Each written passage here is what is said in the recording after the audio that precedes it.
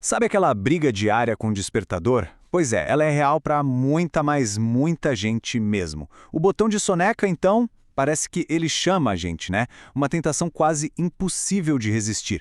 Mas e se existisse um jeito prático de virar esse jogo? É isso que a gente vai ver agora. Um guia com 5 passos para transformar as manhãs, que hoje são um peso, em um momento de vantagem no seu dia. Bom, para começar, vamos dar uma olhada nessa confissão aqui.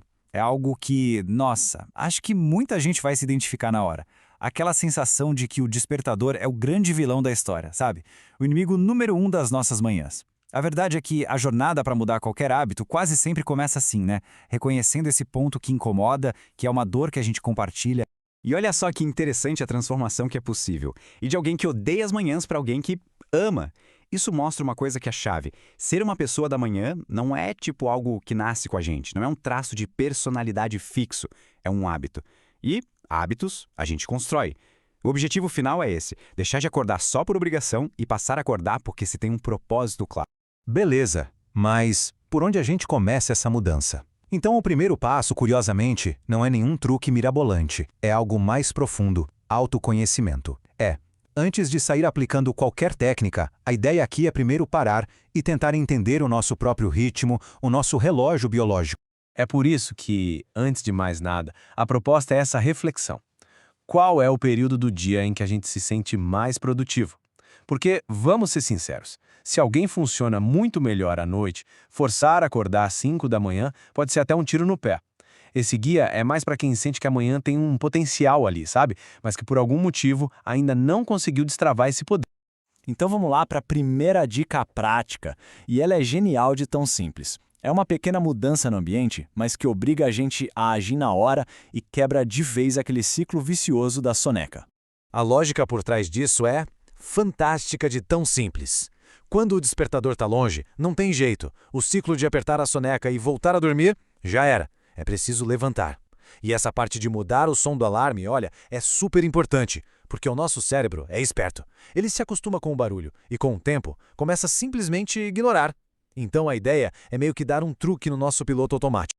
Ok, a dica do despertador resolve o problema ali, na hora de levantar. Mas o grande segredo para ter uma boa manhã, na verdade, começa muito antes. Começa, olha só, na noite anterior. O planejamento aqui é tudo. E aqui tem 2 pontos que são essenciais. Primeiro, ter uma hora certa para ir dormir. Isso garante que a briga de manhã não seja contra o cansaço extremo, a falta de sono.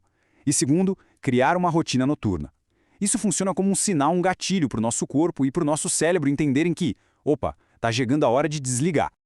Ah, mas o que seria essa rotina? Bom, não precisa ser nada super complicado não. Pode ser um banho morno, um momento de meditação ou praticar a gratidão.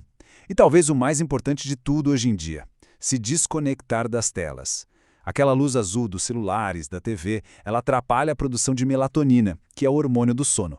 Por isso, usar aqueles aplicativos que aquecem a luz da tela é uma dica bem prática e que ajuda bastante.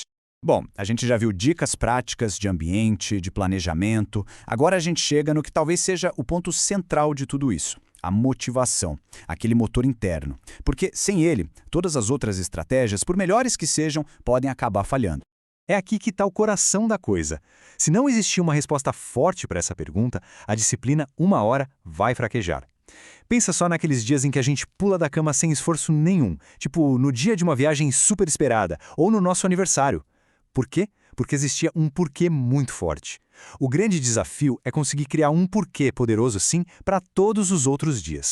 E esse porquê precisa de 2 partes para funcionar bem. Tem a motivação de curto prazo, que é aquela meta diária, tipo, hoje vou ler 10 páginas. É isso que tira a gente da cama naquele dia específico. Só que essa pequena ação precisa estar ligada a algo muito maior, a motivação de longo prazo. Por exemplo, ler 10 páginas por dia para, daqui a 1 ano, ter o conhecimento necessário para, sei lá, mudar de carreira. É essa conexão que dá força e sustenta o hábito no dia a dia. Tá, mas e se mesmo com a motivação a coisa não for? Sabe quando a mente fica ali negociando, só mais 5 minutinhos? Para esses casos existe um último recurso, uma carta na manga. Um método que é descrito como praticamente infalível. A ideia aqui é a seguinte: criar uma consequência mas tão forte, que a opção de não acordar se torna a mais difícil, a mais dolorosa. É como se fosse uma aposta contra si mesmo, onde o preço de perder é simplesmente alto demais para a gente poder ignorar. Pode parecer meio radical, eu sei, mas vamos entender a lógica. A pessoa agenda um post automático no Facebook, por exemplo, oferecendo um prêmio em dinheiro para quem responder. A única forma de evitar que esse post vá ao ar é levantar e cancelar. Ou seja, o ato de ficar na cama passa a significar uma perda financeira real. É usar o nosso medo de perder a nosso favor. Genial, né? E a promessa é forte. Se a pessoa for honesta com ela mesma e realmente pagar se falhar, a eficácia é de 100%. Pensa nisso, é como se fosse uma ferramenta de força bruta para forçar o início do hábito. A ideia é usar isso até que acordar cedo se torne algo mais automático e até que aquele porquê interno, a motivação, seja forte o bastante para assumir o comando. E no fim das contas, tudo se resume a isso aqui. O objetivo final não é só acordar mais cedo, ponto. É transformar a obrigação em vontade, em desejo. É usar essas horas a mais para correr atrás de algo que tenha significado, mudando a qualidade não só do começo dos nossos dias, mas da nossa vida inteira. Então a pergunta que fica no ar é essa: pelo que, afinal, vale a pena acordar?